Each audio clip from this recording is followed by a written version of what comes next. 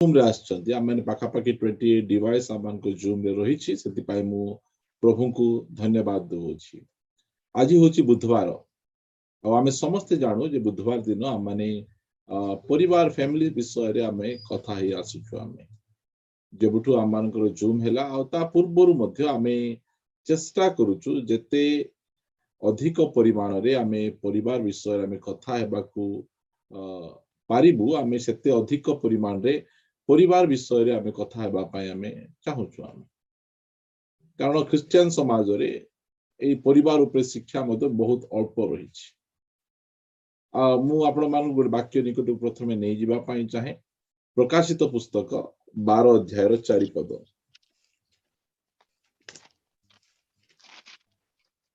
ताहार लांगुल आकाशर तृतीयांश नक्षत्र को आकर्षण करी पृथ्वी रे निक्षेप कला आउ सही सर्प प्रसव करने को उद्यत स्त्री लोक प्रसव करने मात्र ताहांक संतान को ग्रास करने निमंते ताहांक सम्मुख रे ठिया हैला। ए जगह रे ए जो भाववाणीटा यीशु ख्रीष्टଙ୍କ विषय रे भाववाणी कहा जाए। आ यीशु ख्रीष्ट जन्म हैला पोरे शैतान हेरोद राजा को माध्यम रे की प्रकार भाव रे यीशु ख्रीष्ट को से नष्ट करबा पय चेष्टा करूथिला। आउ एई कथा आम समस्त निमंते आम समस्त परिवार निमंते मध्य यह सत्य अटे। कारण देखुचु गोटे स्त्री गर्भवती अच्छी से छुआ जन्म करी नहीं से छुआ जन्म हेउ हेउ की प्रकार भावे शैतान जगी छी जे से छुआ को की प्रकार भावे नष्ट कर देबो। आज मध्य जगत सर्प परी से जगी छी प्रत्येक छुआ को नष्ट करिबा पय आ अनेक छुआ मध्य से सर्पर शिकार होइचंती नष्ट होइचंती एहा आमे देखि पारुछु। आमे सेति पय आज मु जो प्रसंग उपरे आपण मानक सहित कथा बा पय चाहे उचित मार्ग रे छुआ मानन को बढ़ेबा बा उचित मार्ग रे पुओ झियो को बढ़ेबा से विषय रे अल्प समय कथा वार्ता हेबा पय चाहे। कारण एई जो मेसेज गुडिक आमानकर यूट्यूब रे क्रिश्चियन समाज रे बहुत विरल अटे। मेसेज गुडिक क्यों प्रकार भाव रे आमे छुआ मानन को बढ़े परिबा एई जो मेसेज गुडिक यूट्यूब रे बहुत अल्प रही बोली मु कहू नहीं जे एहा आम समस्तंकर परिवार निमंते गोटे निहाती आवश्यक विषय रही। सेति पय मु ए कथा गुडिक आपण मानकु मु कहूछे। मो सहित आपण गोटे वाक्य फिटेइबे प्रेरित पुस्तक ताहार 16 अध्याय 1 पदरु पढ़िबे।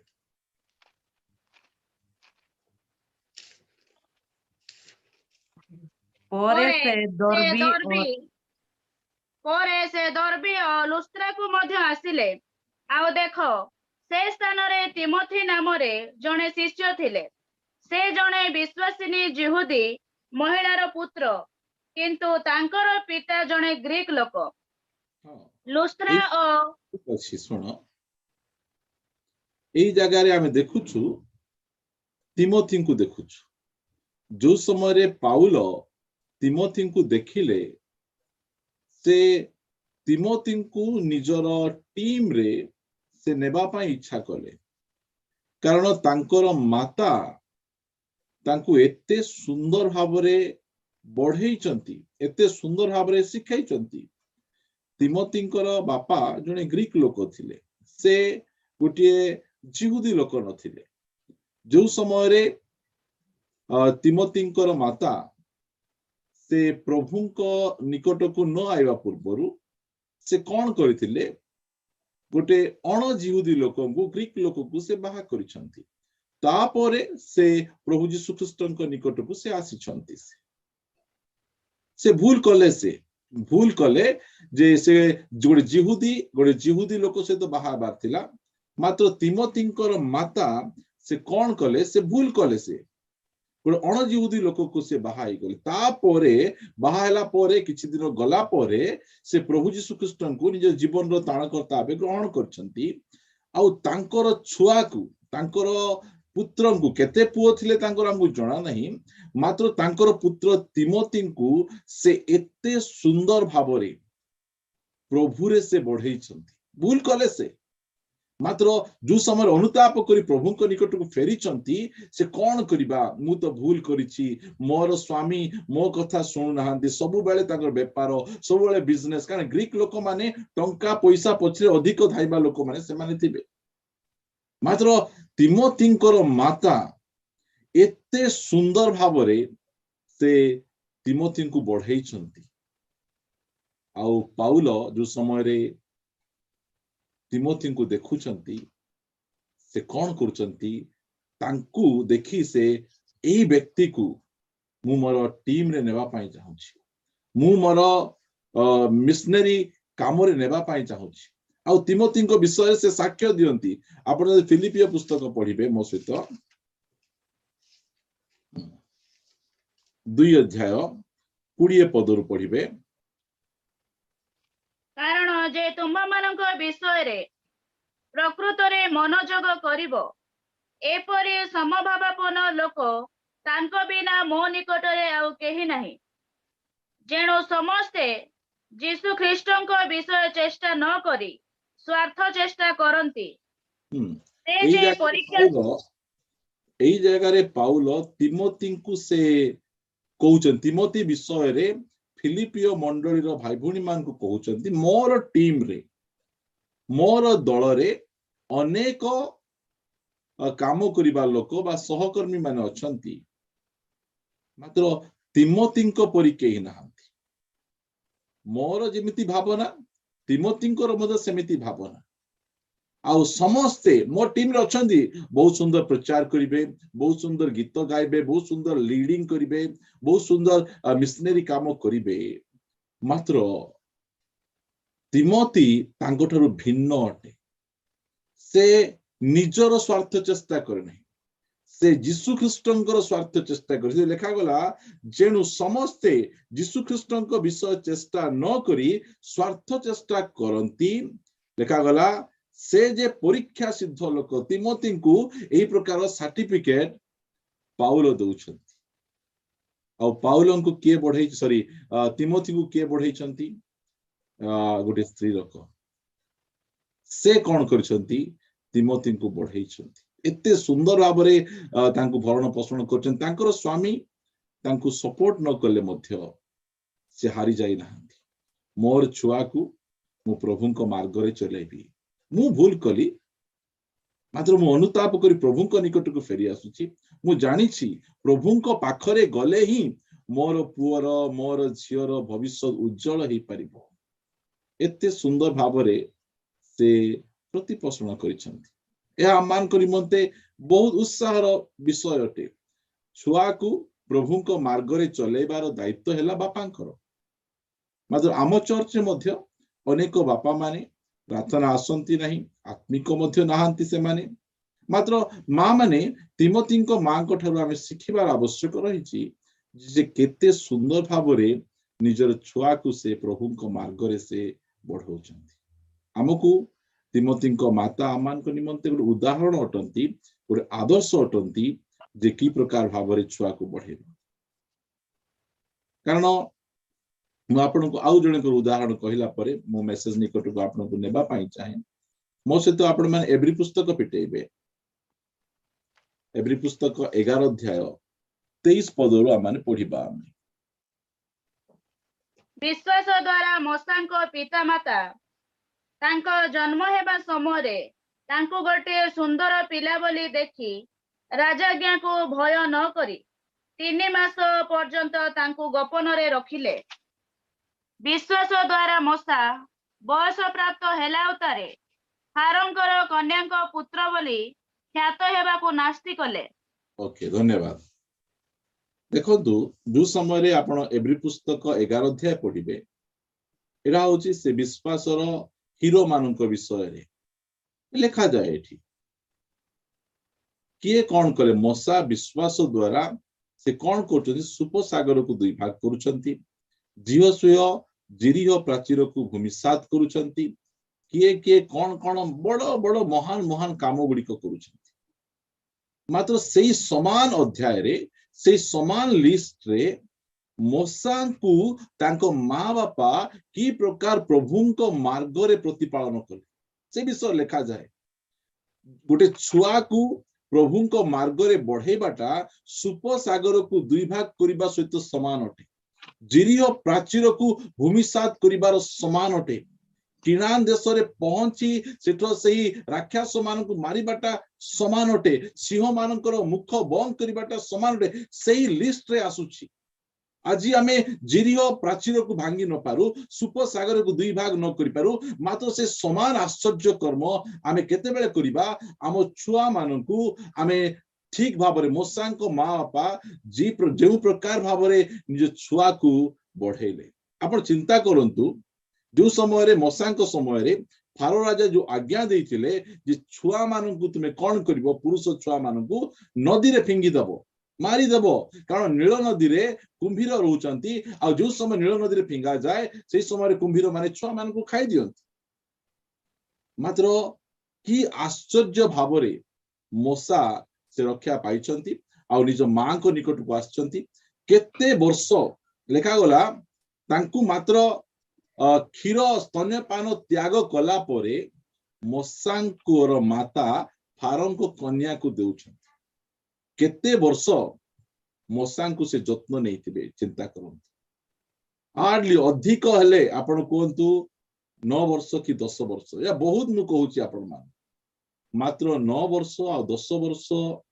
भितरे मूसांकर माँ बापा मूसांकु एते सुंदर भावरे शिक्षित करैछंती प्रभुंको वाक्य रे प्रभुंको भय रे प्रभुंको परिचय रे जे मिसर परी गोटे दुष्ट राजप्रसाद रे मध्य मूसा नष्ट होना कहीं उचित मार्ग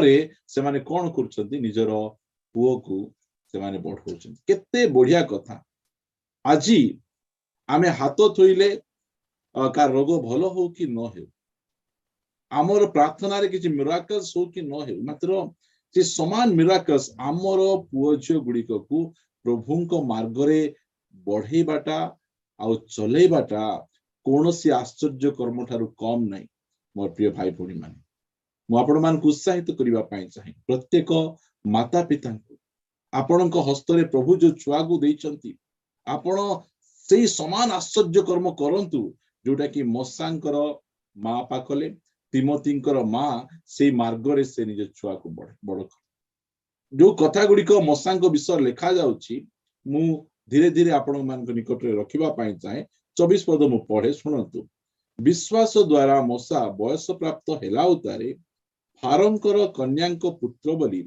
ख्यात हेबाकू नास्ति कले प्रथम विषय मु एई जगत सहित जगतर परिचय रे जगतर सम्मान रे मु बढ़िबा पई चाहे नास्ति कले से नास्ति कले आर क्रेडिट काहाकू जाउची मूसांकू जाउने सेति पई 23 पदरे लिखा जाए जे विश्वास द्वारा मूसांको पितामाता तांकू जन्म हेबा समय रे माने विश्वास द्वारा से माने कोन करचंती निज छुआ को बढ़ौचंती एते दुष्ट मिसर परी दुष्ट जगह रे आमे मध्ये रहउचु आमे आ मूसांकर माँ बापांको परी आमर छुआ मानकू आमे प्रभुंको मार्ग रे बढ़िबा तिमोथींकर माँ को परी तिमोथींको माँ को विषय मध्ये लिखा जाए केते सुंदर लिखा जाए ए वाक्य रखंतु से वाक्य पाक को आमे पढेबा द्वितीय तिमोथी 1 अध्याय को आपण मान जदी आसीबे 5 पदरु पढिबा आमे धीरे धीरे पढंतु कारण जो अकपट विश्वास तुम्भर माता मोहि लोई ओ तुम्भर माता यूनिकंक ठारे थिला पुणी तुम्भ ठारे मध्य अछि बोली मोहर दृढ़ विश्वास तुम्भर सही अकपट विश्वास विषय रे मु संवाद पाई अछि केते सुंदर तांकर मांकर आ तांक आईंकर गोटे अकपट विश्वास थिला से अकपट विश्वास रे से माने कोन करछंती जे निजर पुओ को से माने बढ़ेइछंती एई जगह मध्ये समान कथा हमें देखुछ विश्वास रे ଆମର ପୁଅ ଝିଅକୁ ବଢେଇବା। କାରଣ ଆମେ ଦେଖିଲୁ ପ୍ରକାଶିତ 12 ଅଧ୍ୟାୟରେ 4 ପଦରେ ଯେ ଶୈତାନ ଜଗିଛି, ବିଭିନ୍ନ ପ୍ରକାର ତାର ଟେକ୍ନିକ ମାଧ୍ୟମରେ ଶୈତାନ ଜଗିଛି ଆମ ପୁଅ ଝିଅ ମାନଙ୍କୁ ନଷ୍ଟ କରିବା ପାଇଁ। ଏଇ ଦିନ ମାନଙ୍କରେ ଆପଣ ଦେଖିପାରିବେ ଅନେକ ଲୋକ, ଅନେକ ପୁଅ ମାନେ, ବ୍ୟକ୍ତି ମାନେ ସେମାନେ ଜେଲରେ ଅଛନ୍ତି। କାହିଁକି? ଗଞ୍ଜେଇ କେସରେ ସେମାନେ ଜେଲରେ ଅଛନ୍ତି।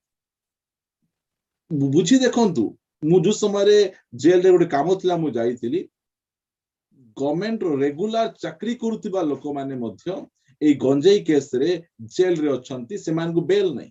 ଯୋଉମାନେ ଗଞ୍ଜେଇ କେସରେ ସେମାନେ ଯାଆନ୍ତି ସେମାନଙ୍କୁ କୌଣସି ପ୍ରକାର ବେଲ ମିଳେ ନାହିଁ ସେମାନଙ୍କୁ।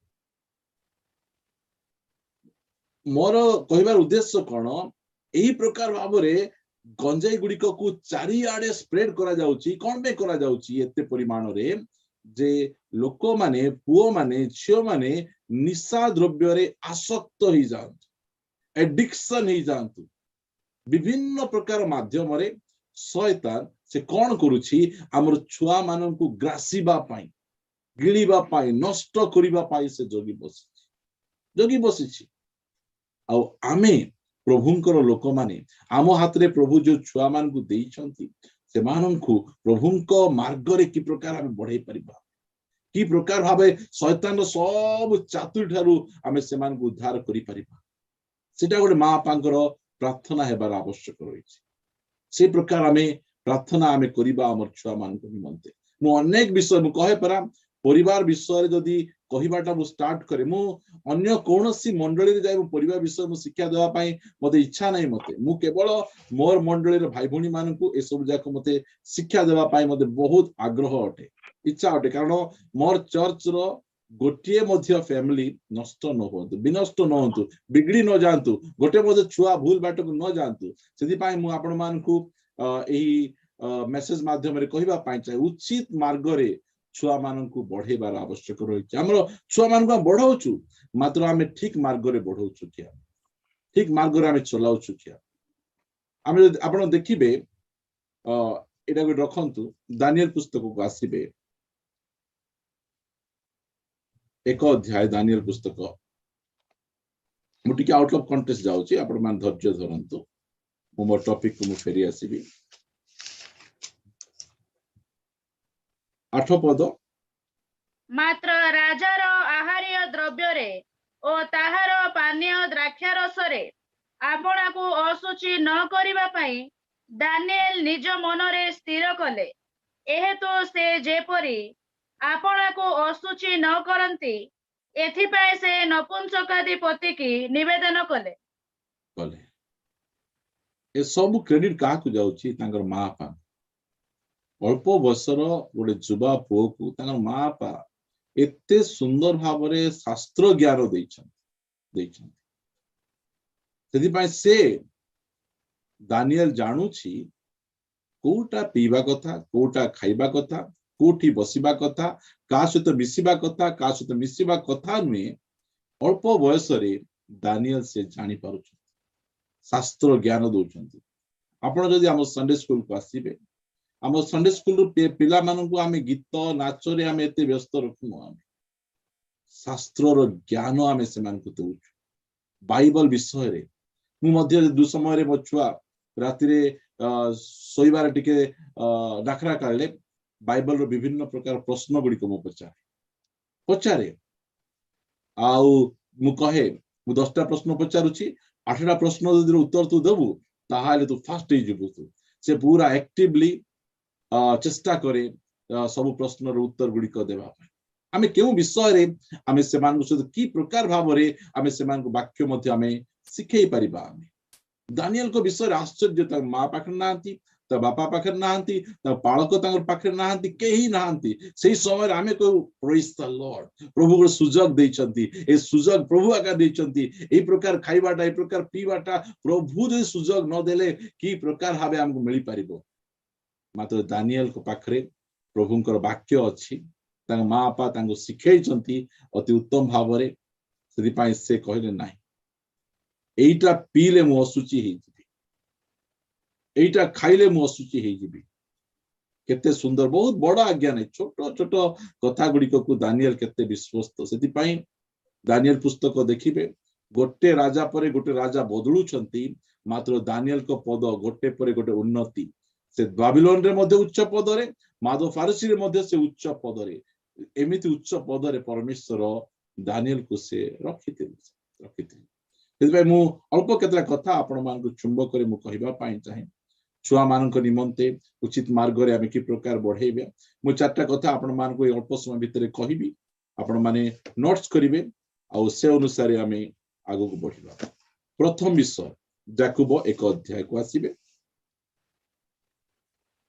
गरम दिन आरंभ हेलानी फैन मध्ये हम समस्त को दरकार बहुत गरम मध्ये होउची हम समस्त को 1 अध्याय रो 1 अध्याय रो 5 पद पढिबे किंतु तुम्भ मानक मध्यरु जेबे काहारी ज्ञानर अभाव थाए तेबे जेउ ईश्वर दश न धरी मुक्त हस्तरे समस्त को दान करती ताहांको सामरे से प्रार्थना करू सेथिरे ताहाकू दिया जिवो अमान को मध्य एमिति किए अछंती जाकू ज्ञान रो अभाव नहीं ताकू यथेष्ट ज्ञान ये हाथ देखिबे तो कार नाए मते आ ज्ञान दरकार नहीं मु पूरा पूरी ज्ञानी ही जाईची यदि मते प्रभु कहिबे काहा को ज्ञान दरकार ताल मु प्रथमे हाथ टेक प्रभु मते ज्ञान दरकार मते दरकार तुमर ज्ञान मते प्रचार करिवार ज्ञान नहीं बाइबल बुझिबार ज्ञान नहीं मो स्त्री को सहित केमिति वास करिवार मोर ज्ञान नहीं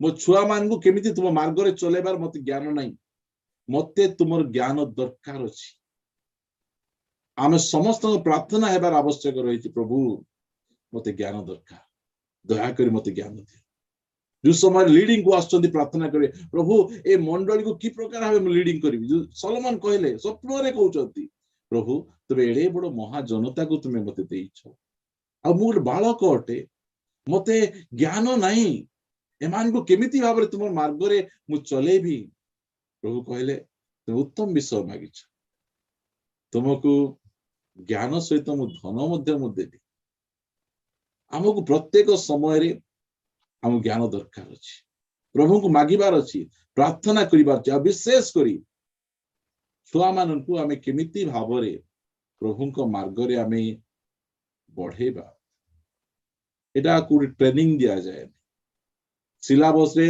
1 2 3 4 5 6 ए 10टा पॉइंट को तुमे प्रैक्टिस कर दबो तो छुआ माने बहुत सुंदर भाबे प्रभु रे बढ़ी जिबे कोनोसी टेक्निक नाही बाइबल रे छुआ मान को केमिति बढ़ेबा आमे गोटे संपूर्ण भाबरे प्रभु को ऊपर निर्भर करिबा को पड़िबो प्रभु को मागिबा को पड़िबो प्रभु मो छुआ एमिति होउची एटा बे मु केमिति मु करिबी मो छुआ सेमिति होउची मते जो ज्ञान दियो मु केमिति दास कथा वार्ता हेबी आमे अनेक समय रे हमु से ज्ञान नथिबारु आमे ठीक जगह को आमे कोन कर दोचो आमे आरो अधिक गड़बड़ आमे कर दोचो सेति पाई प्रत्येक मां बापा मु कहिबा पाई चाहे आमे समस्ते प्रभु को निकट रे प्रार्थना करिबा प्रभु हमको ज्ञान दियो ए मंद जगत रे शैतान हम छुआ मान को नष्ट करिबा पाई से जगी बसिछि गोटे मां हिसाब रे गोटे बापा हिसाब रे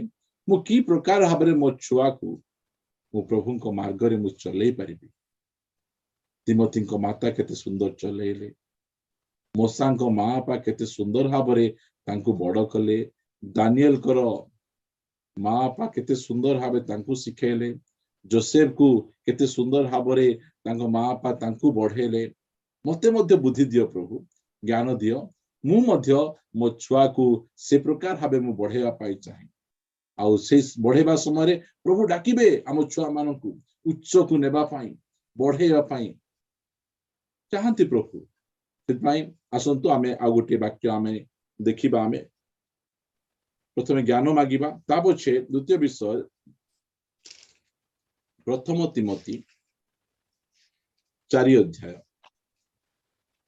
प्रथम तिमोथी 4 अध्याय 12 पद पढ़िबे तुम्भर यौवन अवस्था सकाशे केही तुम्भको तुच्छ न करू किंतु वाक्य रे आचरण रे प्रेम रे विश्वास रे और पवित्रता रे ବିଶ୍ୱାସୀ ମାନଙ୍କର ଆଦର୍ଶ ସ୍ୱରୂପ ହୁଅ।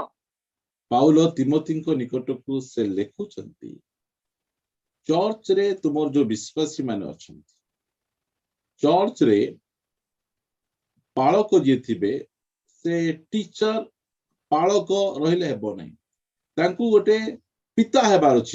ସେଇ କଥା ପାଉଲ କହୁଛନ୍ତି, ତୁମକୁ ବାପା ହେବାର ଅଛି। ଆଉ ତୁମେ ଚର୍ଚ୍ଚର ଫାଦର ଅଟ, ତୁମ ବାପା ଅଟ, ଆତ୍ମିକ ପିତା ତୁମେ ଅଟ। ଆଉ ତୁମେ କଣ କରିବ, ତୁମର ଆତ୍ମିକ ଛୁଆ ମାନଙ୍କ ନିମନ୍ତେ ତୁମେ ପ୍ରଥମରେ ଆଦର୍ଶ ହେବ। ତୁମେ ଆଦର୍ଶ ହେବ।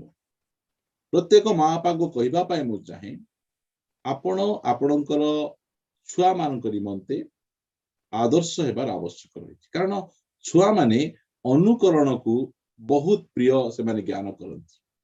ଯୋଉ ଛୁଆ ମାନଙ୍କୁ, ଆମର ଛୋଟ ଛୁଆକୁ ଆମେ କଥା କହିବାଟା ଶିଖାଉନୁ, ମାତ୍ର ଆମେ କଥା ହେବାଟା ଦେଖି ଦେଖି ଓଡିଆ ପିଲା ଓଡିଆ କଥା ହଉଛି, ତେଲୁଗୁ ପିଲା ତେଲୁଗୁ କଥା ହଉଛି, ହିନ୍ଦୀ ପିଲା ହିନ୍ଦୀ କଥା ହଉଛି, ଇଂଲିଶ ପିଲା ଇଂଲିଶ କଥା ହଉଛି। କୋଉଠି ସେ ଶିଖୁଛି? ଆମକୁ ଦେଖୁଛି। ନାହିଁ କହିବାଟା କୋଉଠି ଶିଖୁଛି? ଆମଠୁ ଦେଖୁ ଶିଖୁଛି। ହଁ କହିବାଟା କୋଉଟା ହଁ କହିବାଟା କୋଉଟା ନାହିଁ କହିବାଟା ସେ ସବୁ ଜାଣୁଛି। ସେମାନେ ଅନୁକରଣ ପ୍ରିୟ, ସେମାନେ ଆମକୁ ସେମାନେ ଦେଖି ଏମାନେ ଅନୁକରଣ କରନ୍ତି। ସେଥିପାଇଁ ଆମେ ମା ବାପା ଛୁଆ ମାନଙ୍କ ପାଇଁ ଆମେ ଗୋଟେ ଉଦାହରଣ ହେବାର ଆବଶ୍ୟକ ରହିଛି। ଅନେକ ସମୟରେ ଆମେ ତାହା ହେଇପାରୁନୁ। ଆମେ ଚେଷ୍ଟା କରିବା। ଆମର ପୁଅ ଝିଅ ମାନେ ଆମକୁ ଦେଖି ସେମାନେ ଶିଖନ୍ତି। ସେମାନେ କେତେ ଜଣଙ୍କ ପୁଅ ଝିଅକୁ ଆପଣ ଦେଖିବେ, ସେମାନେ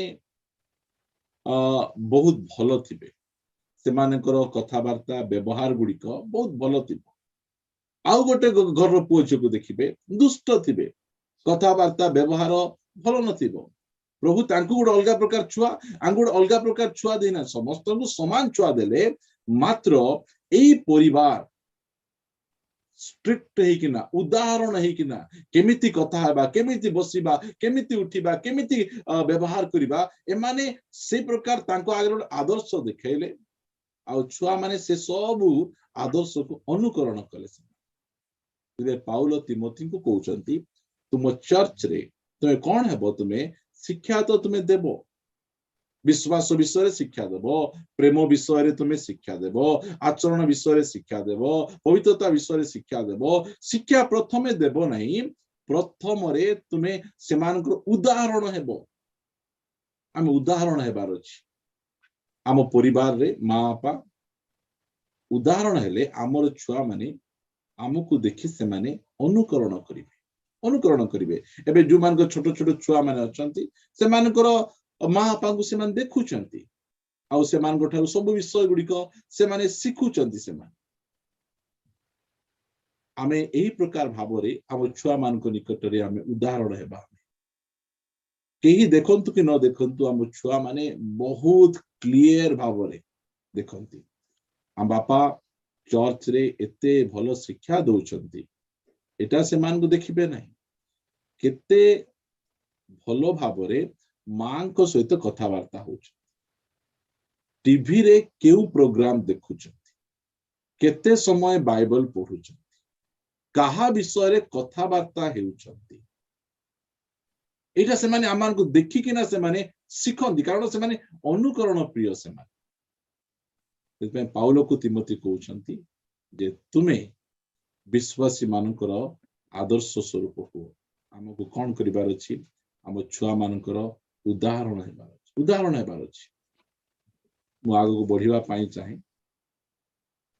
ତା ପଛେ ହିତ ଉପଦେଶ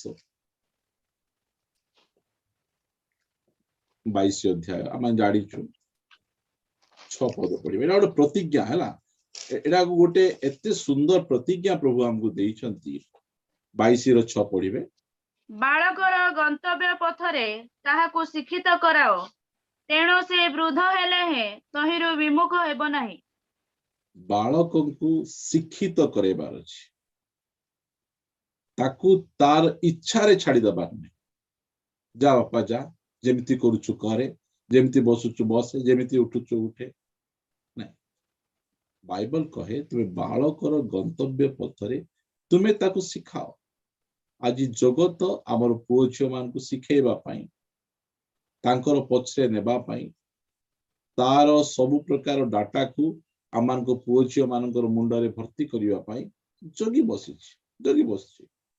ଆଉ ଆମର କର୍ତ୍ତବ୍ୟ ହେଲା ବାଳକର ଗନ୍ତବ୍ୟ ପଥରେ ଯୋଉ ମାର୍ଗରେ ସେ ଏବେ ଚାଲୁଛି ତୁମେ କଣ କର, ତୁମେ ତାକୁ ଶିକ୍ଷିତ କରାଅ। ଏଟା ହଉଛି ଆମମାନଙ୍କର ମା ବାପାଙ୍କର ଦାୟିତ୍ୱ ଯେ ପୁଅ ଝିଅ ମାନଙ୍କୁ ସେମାନେ ଉଦାହରଣ ହେବେ ଆଉ ସେମାନଙ୍କୁ କଣ କରିବେ, ଶିଖେଇବେ। ଲେଖାଗଲା ବାଳକର ଗନ୍ତବ୍ୟ ପଥରେ ତୁମେ ତାହାକୁ ଶିକ୍ଷିତ କରାଅ। ଛୋଟ ଥିଲା ବେଳେ ତୁମେ ତାକୁ ଶିକ୍ଷିତ କରାଅ, ତେଣୁ ସେ ବୃଦ୍ଧ ହେଲେ ତହିଁରୁ ବିମୁଖ ହେବ ନାହିଁ। ଆଜି ଅନେକ ପୁଅ ଝିଅ ମାନଙ୍କୁ ବଡ ବଡ ହେଇଗଲେଣି ସିନା ତାଙ୍କ ମା ବାପାଙ୍କର ଶିକ୍ଷା ସେମାନେ ଭୁଲୁ ନାହାନ୍ତି। କାହିଁ ପରମେଶ୍ୱରଙ୍କ ପ୍ରତିଜ୍ଞା ତୁମେ ଛୋଟବେଳେ ତୁମେ ଦେଖ, ତୁମେ ଛୋଟବେଳେ ଶିଖାଅ ଏମିତି ବସିବାର ଅଛି ମା, ଏମିତି ଆଣ୍ଠେଇବାର ଅଛି, ଏମିତି ବାଇବଲ ଧରିବାର ଅଛି, ଏମିତି ତ ଜେଜେ ସହିତ କଥା ହେବାର ଅଛି, ଏମିତି ତ ଆଈ ସହିତ କଥାବାର୍ତ୍ତା ହେବାର ଅଛି, ଏମିତି ତ ମାଙ୍କ ସହିତ କଥାବାର୍ତ୍ତା ହେବାର ଅଛି। ଶିକ୍ଷିତ କରା। ଯୋଉ ସମୟରେ ଛୁଆ ମାଙ୍କ ଉପରେ ଯଦି ଅଲଗା ପ୍ରକାର କଥା କହେ ସେଇ ସମୟରେ ବାପାଙ୍କର ଦାୟିତ୍ୱ କଣ? ସାଙ୍ଗେ ସାଙ୍ଗେ କହିବାର ଅଛି ନାଇଁ ଲୋ ମା, ମାଙ୍କ ପ୍ରତି ଏମିତି ବ୍ୟବହାର କରିବା କଥା ନୁହେଁ, ଏମିତି ଭାବରେ କଥା କହିବା କଥା ନାହିଁ, ଜେଜେଙ୍କୁ ଏମିତି କହିବା କଥା ନାହିଁ, ଆଈଙ୍କୁ ଏମିତି କଥା କହିବାର ନାହିଁ।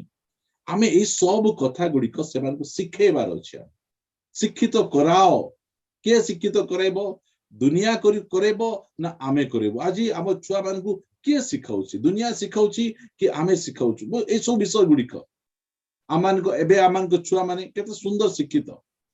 କାହା ଘରକୁ ଯାଉ ଯାଉ ସେମାନେ ଶୀଘ୍ର ଧାଇଁ ଆସୁଛନ୍ତି, ଆମମାନଙ୍କର ଗୋଡ ଛୁଇଁ ଦଉଛନ୍ତି। ଏଇଟା କୋଉଠୁ ହେଲା? ଏଇଟା ଆଗରେ ଏ ପ୍ରକାର ନଥିଲା। ଏଇଟା ଶିଖେଇଲେ, ଏଇଟା ମା ବାପା ଶିଖେଇବାରୁ ଏଇ ସବୁ ଗୁଡିକ ହେଲା। ନମସ୍କାର କରିବାଟା, ସମ୍ମାନରେ କଥାବାର୍ତ୍ତା ହେବାଟା, ଏଇଟା ଯାକ କିଏ ଶିଖଉଛି? ଏଇଟା ମା ବାପା ଶିଖଉଛନ୍ତି, ବହୁତ ସୁନ୍ଦର ଭାବେ ଶିଖଉଛନ୍ତି। ଏଇଟା ଆମର କଲଚର, ଏଇଟା ଆମକୁ ଶିଖିବାକୁ ପଡିବ। ଏଇଟା ତାହେଲେ ପ୍ରଭୁ କହୁଛନ୍ତି ସେ ବୃଦ୍ଧ ହେଲେ ସେ ତହିଁରୁ ବିମୁଖ ହେବ। ତ ଛୋଟବେଳେ ଟିକେ ଶିଖାଅ, ଅଳ୍ପ ଦିନ ତୁମେ ଶିଖାଅ, ତାହେଲେ ତା ବାକି ସବୁ କଥା ମୁଁ ଦେଖିଦେବି। ଏଇ ପ୍ରକାର ସୁନ୍ଦର ପ୍ରତିଜ୍ଞା ପ୍ରଭୁ ଆମମାନଙ୍କୁ ସେ ଦେଉଛନ୍ତି। ଆଉ ଗୋଟେ କଥା ମୁଁ ଆପଣମାନଙ୍କ ନିକଟ ରଖିବି, ଏବ୍ରୀ ପୁସ୍ତକକୁ ଆସନ୍ତୁ, 12 ଅଧ୍ୟାୟ 5 ପଦରୁ ପଢିବା। ଆଉ ପୁତ୍ର ମାନଙ୍କ ପରି ତୁମ୍ଭମାନଙ୍କ ପ୍ରତି ଉକ୍ତ ଏହି ଉତ୍ସାହ ବାକ୍ୟ ଭୁଲିଅଛ। ହେ ମୋହର ପୁତ୍ର, ପ୍ରଭୁଙ୍କ ଶାସନକୁ ଲଘୁ ଜ୍ଞାନ କର ନାହିଁ, କିମ୍ବା ତାହାଙ୍କ ଦ୍ୱାରା ଅନୁଯୋଗ ପ୍ରାପ୍ତ ହେଲେ କ୍ଳାନ୍ତ ହୁଅ ନାହିଁ। 6 ପଦ। କାରଣ ପ୍ରଭୁ ଯାହାକୁ ପ୍ରେମ କରନ୍ତି ତାହାକୁ ଶାସନ କରନ୍ତି, ପୁଣି ଯେଉଁ ପୁତ୍ରକୁ ସେ ଗ୍ରହଣ କରନ୍ତି ତାହାକୁ ପ୍ରହାର କରନ୍ତି। ଦେଖନ୍ତୁ, ଏଇଟା ହଉଛି ଯଦି ଯୋଉ ବାପା ଯୋଉ ମା ନିଜର ପୁଅ ଆଉ ଝିଅକୁ ଶାସନ କରୁନାହିଁ ବା କରୁନାହାନ୍ତି, ସେମାନେ ନିଜର ଛୁଆକୁ ପ୍ରେମ କରୁନାହାନ୍ତି। ପ୍ରଭୁ କହିଲେ ମୁଁ ତୁମକୁ ପ୍ରେମ କରୁଛି। ସେଥିପାଇଁ ମୁଁ ତୁମକୁ କଣ କରୁଛି? ଶାସନ କରୁଛି। ତାଙ୍କର ପ୍ରେମର ଚିହ୍ନ କଣ? ଶାସନ। ଆମର କାମ ହେଲା ଆମର ପୁଅ ଝିଅକୁ ଆମେ ଶାସନ କରିବାକୁ ପଡିବ। ପ୍ରଭୁ ଯେମିତି ଶିଖେଇଛନ୍ତି ସେମିତି ଶାସନ କରିବାକୁ ପଡିବ। ମୂଷାକୁ ସେ ବହୁତ ପ୍ରେମ କଲେ, ଇସ୍ରାଏଲର ନେତା ଭାବରେ ନିଯୁକ୍ତ କଲେ, ଆଉ କହିଲେ ଯାଅ ସେ ପଥରକୁ ଖାଲି କୁହ, ତୁମେ ଗୋଟେ ଥର ତୁମେ ସେ ପଥରକୁ ମାରିଲ, ପାଣି ବାହାରିଲା, ମାତ୍ର ଏବେ ତୁମେ ସେ ପଥରକୁ ମାରିବ ନାହିଁ, ସେ ପଥରକୁ କହିବ ତୁମେ। ମାତ୍ର ମୂଷା ଗଲେ ପଥରକୁ ମାରିଦେବାର ପ୍ରଭୁ କଣ କଲେ? ଓକେ ମୋର ପୁଅ ତ ହଉ ରେ ବାବା, କ୍ଷମା କରିଦେ, ଯା ରେ ବାବା, ଏମିତି କହିନାହାନ୍ତି। କହିଲେ ତୁମେ କିଣାନ ଦେଶରେ ପ୍ରବେଶ କରିପାରିବ। କେମିତି ଶାସନ ଦେଖନ୍ତୁ।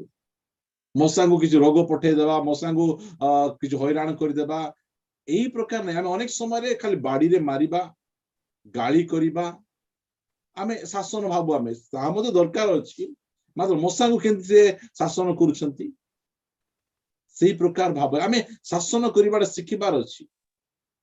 ତୁ ଏ ପ୍ରକାର ଭୁଲ କାମ କରିଛୁ ନା, ଆଜି ଆମେ ମାର୍କେଟ ଯାଉଛୁ, ଆମେ ତତେ ଆଜି ନେବୁ ନାହିଁ, ତୁ ଏମିତି କରିଛୁ ନା, ତତେ ଆଜି ଖେଳିବାଟା ବନ୍ଦ। ଆମେ ମାରି ମାରି ମାରି ମାରି ଛୁଆକୁ ମାଡୁଆ ଆମେ କରିଦେବୁ ଆମେ ଅନେକ ସମୟରେ। ଆଉ ଯେତେ ମାରିଲେ ମଧ୍ୟ ମୋ ଛୁଆ ମୋ କଥା ମାନୁନାହିଁ। ମାତ୍ର ଆମେ ଶାସନ କରିବାଟା ମଧ୍ୟ ଶିଖିବାର ଅଛି, ଆମ ପ୍ରଭୁଙ୍କ ଠାରୁ ଶିଖିବାର ଅଛି, ଦୁନିଆ ଠାରୁ ନାହିଁ। ଆମେ ସେ ମଶାଙ୍କୁ କେତେ ପ୍ରେମ କରୁଥିଲେ। ମଶାଙ୍କ ସାଙ୍ଗରେ ସେ କହିଲେ, ତୁ ମୋ ସେବକ ମଶାଙ୍କ ବିଷୟରେ କହୁଛ? ମୁଁ ଅନ୍ୟମାନଙ୍କ ସହିତ ସ୍ୱପ୍ନରେ ଦର୍ଶନରେ କଥାବାର୍ତ୍ତା ହୁଏ, ମାତ୍ର ମଶା ଅଲଗା ଅଟନ୍ତି। ମୁଁ ତାଙ୍କୁ ସମ୍ମୁଖା ସମ୍ମୁଖୀ କଥାବାର୍ତ୍ତା ହୁଏ, ମାତ୍ର ସେଇ ମଶା ଯୋଉ ସମୟରେ ଭୁଲ କରୁଛନ୍ତି ତାଙ୍କୁ ଶାସନ କରୁଛନ୍ତି।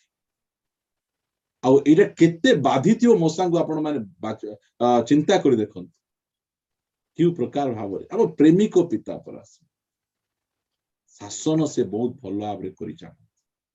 ସେଥିପାଇଁ ଆମେ ଆମ ପୁଅ ଝିଅ ଯଦି ଦୁଷ୍ଟ ହେଉଛନ୍ତି, ଯଦି ଆପଣଙ୍କର ପୁଅ ଝିଅକୁ ଆପଣ ପ୍ରେମ କରୁଛନ୍ତି, ଯଥା ସମୟରେ ଆପଣ ଶାସନ କରିବେ।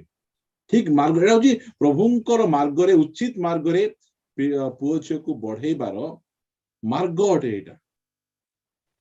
ଅନେକ ସମୟରେ ମୁଁ ଦେଖେ ଅନେକ ମା ବାପା ଗୁଡିକ ସେମାନଙ୍କର ପୁଅ ମାନେ କାହା ଗୋଟେ ମିସବ୍ୟବହାର କରିଦେବେ, କାହାର କଣ ଗୋଟେ କରିଦେବେ, କିଛି କରିବେ ନାହିଁ, ସେମାନେ କିଛି କରିବେ ନାହିଁ। ଅନ୍ୟର ପୁଅ ଝିଅକୁ ଆହୁରି ନାଲି ଆଖି ସେମାନେ ଦେଖେଇବେ।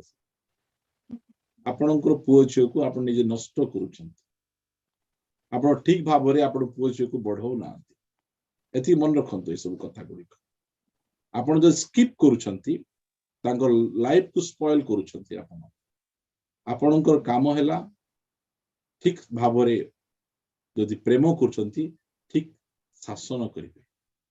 ଆଉ ମୁଁ ଆପଣ ସମସ୍ତଙ୍କୁ କହିବା ପାଇଁ ଚାହେଁ, ପୁଅ ଝିଅକୁ ଯୋଉ ସମୟରେ ଶାସନ କରୁଛନ୍ତି ଆପଣ ସେ ହେରୋଦ ରାଜାଙ୍କ ପରି କ୍ରୋଧରେ ଅନ୍ଧ ହେଇକିନା କରନ୍ତୁନି।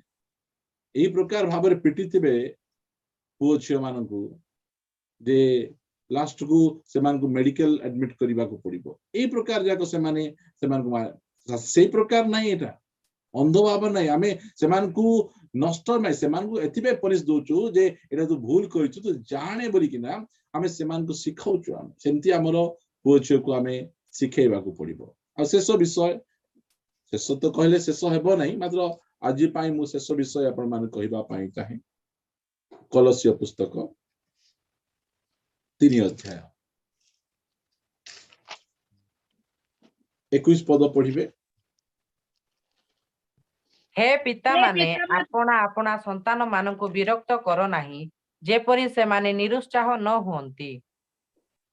ଆହୁରି ଆମର ପୁଅ ଝିଅ ମାନଙ୍କୁ ଆମେ ନିରୁତ୍ସାହ କରିବାର ନାହିଁ, ଡିସ୍କରେଜ କରିବାର ନାହିଁ। ସବୁ ସମୟରେ ଆମର ପୁଅ ଝିଅକୁ ଆମେ ଉତ୍ସାହିତ କରିବାର ଆବଶ୍ୟକ ରହିଛି। ଛୋଟିଆ ଛୋଟିଆ ବିଷୟ ଗୁଡିକରେ ଏସବୁ ଗୁଡିକ ଆମେ ଧ୍ୟାନ ଦେବାର ଅଛି। ଖାସ କରି ଲେଖାଗଲା, ହେ ପିତା ମାନେ ଆପଣା ଆପଣା ସନ୍ତାନ ମାନଙ୍କୁ ବିରକ୍ତ କର ନାହିଁ। ତେବେ କଣ କର,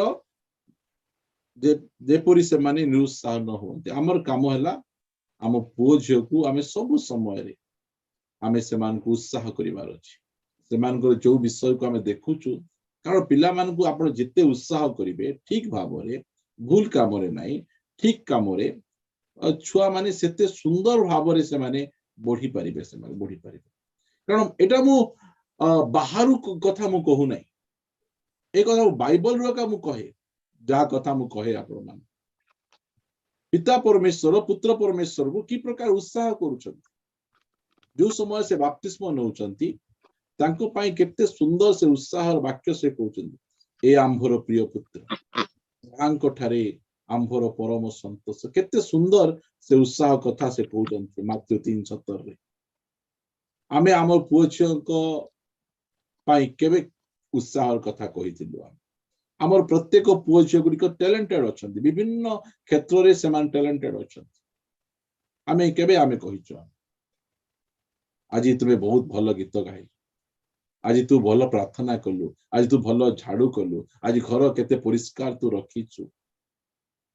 ଆଉ ପ୍ରତି କ୍ଷେତ୍ରରେ ଆମର ପୁଅ ଝିଅକୁ କେବଳ ଶାସନ କରିବା ତାହା ନୁହେଁ, ନିରୁତ୍ସାହ କରିବା ନାହିଁ, ଆମେ ସେମାନଙ୍କୁ ଉତ୍ସାହର କାରଣ ହେବା। ମୁଁ ଆପଣମାନଙ୍କ ନିକଟରେ 4ଟା ପଏଣ୍ଟ ରଖିଲି। ପ୍ରଥମ ବିଷୟ, ଆମେ ସେମାନଙ୍କ ନିମନ୍ତେ ଗୋଟେ ଉଦାହରଣ ହେବା। ଚେଷ୍ଟା କରନ୍ତୁ, ପ୍ରଭୁଠାରୁ ପ୍ରାର୍ଥନା କରନ୍ତୁ, ପ୍ରଭୁ ମୋର ଚରିତ୍ର ମୋର ପୁଅ ଝିଅଙ୍କ ଆଗରେ ବିଗିଡି ଯାଇଛି, ଆଉ ସେମାନେ ମୋ କଥା ଶୁଣୁନାହାନ୍ତି, ମୋତେ ଅନୁଗ୍ରହ କର, ମୁଁ ଯେ ପ୍ରକାର ଗୋଟେ ସେମାନଙ୍କ ପାଇଁ ଗୋଟେ ଉଦାହରଣ ହେଇପାରିବି। ଏଇଟା ଆପଣ ପ୍ରାର୍ଥନା କରିବେ। ଆମେ ସେମାନଙ୍କୁ ଶିକ୍ଷା ଦେବା, ଆମେ ପ୍ରଭୁଙ୍କ ମାର୍ଗରେ, ସେମାନେ ଯୋଉ ମାର୍ଗରେ ଚାଲୁଛନ୍ତି ସେ ମାର୍ଗରେ ଆମେ ସେମାନଙ୍କୁ ଶିକ୍ଷା ଦେବା। ଆଉ ଉଚିତ ସମୟରେ ଆମେ ଯଦି ତାଙ୍କୁ ପ୍ରେମ କରୁଛୁ, ଠିକ ଭାବରେ ଆମେ ଶାସନ କରିବା, ଆଉ ତାଙ୍କୁ ନିରୁତ୍ସାହ କରିବା ନାହିଁ, ଆମେ ସର୍ବଦା ଆମେ ତାଙ୍କୁ ଉତ୍ସାହ କରିବା। ଆମେ ପ୍ରଭୁ ଏହି ଛୋଟିଆ ବାକ୍ୟରେ ଆମ ସମସ୍ତଙ୍କୁ